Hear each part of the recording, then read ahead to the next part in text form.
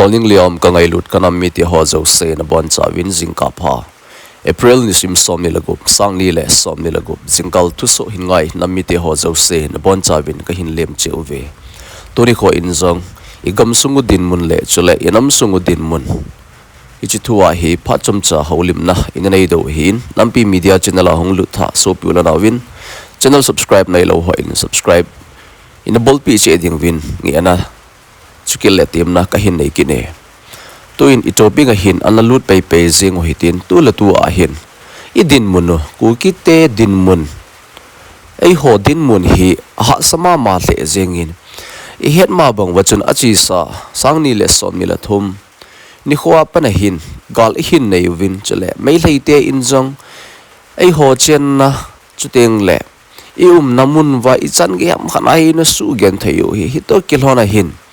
tu ni kho in jong tu kum sang ni le som ni le gup tu kum in jong I ho isa kho ki ba pi tang khul ho hin na sata hin ku ki cha te hi dem na le chuki ting le ku ki cha te hi I chan ge am khana mu sit na hi Oko district hi in chuteng le hoi lai mun cho hin jong a hin bol pan ovin I het ma bang wachun mulam songphal mulam in jong na sata ahin attack I hin bol ovin ka video masa in jong amma ho in drone apana ai ho location ho phate cha a ki vet na ho jong hi kin ka hin post in a hin la hi chi post ka bol lai ta jong chun supi ulona phe hin film shoot a bolo hi ti po hin comment hi lo wala za social media hin troll ni na bol vin a hin la hi chi kathu so a kana sei ho chu tu ni kho a hin hunglung a hi milong tangkhul kiti ho hin am ho lungel chu hi ala hin ade sana okho district hi kei ho gam a hi chi kei ho gam sunga hin ku kite hi cheng thei po win te ti a hi am ho hin asata am ho apu apawin british te anai ki dopi a hi lo wale am ho hin am ho sa do dana hi am ho hin press release ong khatve a hin bol ziwin ai le nam mi pite in hichilai ta hichi am ho in drona ai ho location songphal mulam hi in chuteng le hichi gam sunga am ho hin phate cha vet chil na a hin nei a hi mai lei ho to I hung ki do wa chun mai lei esan ho hin ai ho I gam sungu hi khatve le drona check a hin bolo hi chi dung zuya cho attack a hin bolo hi hi banga chu tangkhul honjang okhu district sunga kuki ai ho kuki village ai ho chenna I gam sungwa hi drone a hin hlawa am ho hin hi chilai muna hin attack ki bol le phante ti cho am ho en pate cha ki vet to chaduwa attack a hin bolo hi lainet umta le I umta chu gamle nam ngai lut na zala isopi Tahchapa I umta mini in ahin kho anaphal chuki ting le tangkhul ho in Asian IM ho in bom ahin kap na azong numei chapang chuteng le nausen khwe phalo ho jong na sata chu hitia chu anaki sukha hi inam sungule I gam sung din mu ne tula tu azong hi hoilo ma jeng khat in hi ja chun social media dunga thu sei la sa hi an lang chule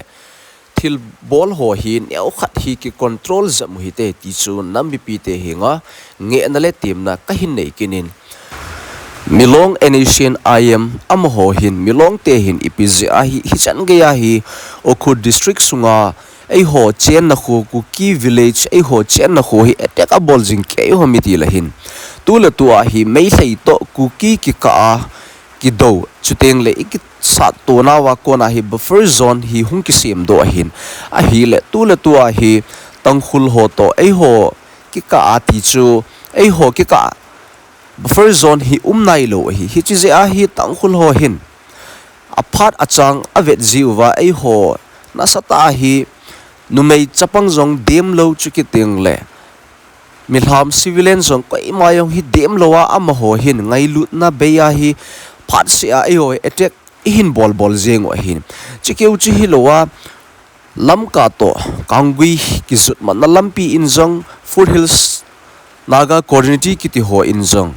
khatve le ilampi ho ihin khapiu chuting le asang ke sar ki ti pa hin na sata ama hin jong hin pate cha a bek hi chule mai lei ho in jong pai ta tangkhul ho thil bol le chule nation iam ho him na satai ato satnu hi hi ji achu tu le tua hin am ho in atup thupi pen nu chu adei thupi pen nu chu hi le okhur district sunga ku kite hi no do ding chuteng le am ho bo umding am ho gam chuteng le ka gamu hi ti ahu am ho hin lunggel anei o hi che ji achu ei ho hi attack hin bol bol jeng o hin nam mi pi te ho in ade sana gamlen nama dinga ahin kho phalngama frontline muna genthei thoa pangho inam sipei ho hin chule inam volunteer hodinga hi tauna I hagel do mama zeng do hi tule tua inam sunga ai ho hi lung khat khat na ipan khom do gamlen na ma dinga hi sopi ulanau it ta ta in ahin kho izat achan hitam ti zong hi tu hin atha hin ki tha gel phat kinu hi te ti chu ade sana ai ho center government to mi pi thalenga talks nei the MLA hi han lang chule minister hi han lang nam lam kai ho in zong gamlen nam ngai lut na nei ta pan Allah jing thein ding steng le ku kite hi lung khatna tha khatna pan ila kho ma mau angai ma jeng in hi chidang nam dang ho lam kai ho khu I vetna la hin agam le anama dinga am ho hin na sata pan Allah hin steng le hi banga chu ei ho ilam kai ho chuteng le MLA minister hi han chuteng le center government talks nei thei ho in jong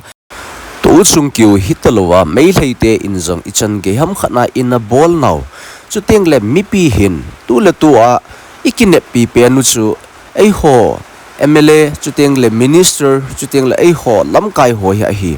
lam kai ho in jong gamlen nam ngai lut na nei ta chuteng le mi pi in kine pi na chuteng le kisun pi ta na kine yu he ti hi lam kai ho in jong in kisu mil loading vin tim na sang ta ahung kinai kinin ahi Christian ki bapi tangkhul nation im ho in songpol mulam etek ahin bol naw to kilhona chun ei holam kai ho in zong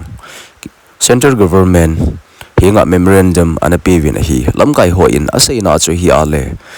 tangkhul nation im ho in ke ho chen na khuwa etek ahin bol jing ke win chuteng le center government in nation im ho hi amo hi akin thei pen hin holdo hanlang chuteng le amo chunga hin action lavin ti in jong e holam kai ho chun Indian Prime Minister Narendra Modi chuteng le Union Home Minister Amit Shah Komen memorandum anapi win chuteng le nation im ho amo ho hi akin thei pena amo chunga action ala ding in jong lam kai ho chun center government hi nga helsa na le tip na ahin nei vin hi April ni sim som ni lali sang ni la som ni la gup ni khuwa tangkhul nation im ho in video khat WhatsApp group hi in chatting le social media hata hung ha viral hi to kilhona chun Burma gam sunga cheng Tahchapa KNB ho in jang su theng na ahin nei win hi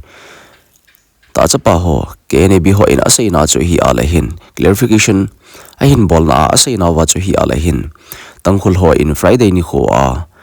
video khat ahin ha viral so chuteng le social media dunga KNB khat kaman uvin tula tua hi kei ho in thadinga ka koi u heti a am ho in an sei u chu kei ho mi a hi poi chuteng le uniform a api yong chu hi chi uniform che kei ho in mangjong kamang kha povin chuteng le hezong ke he pove ti in am ho in su thing na ahin nei vin hi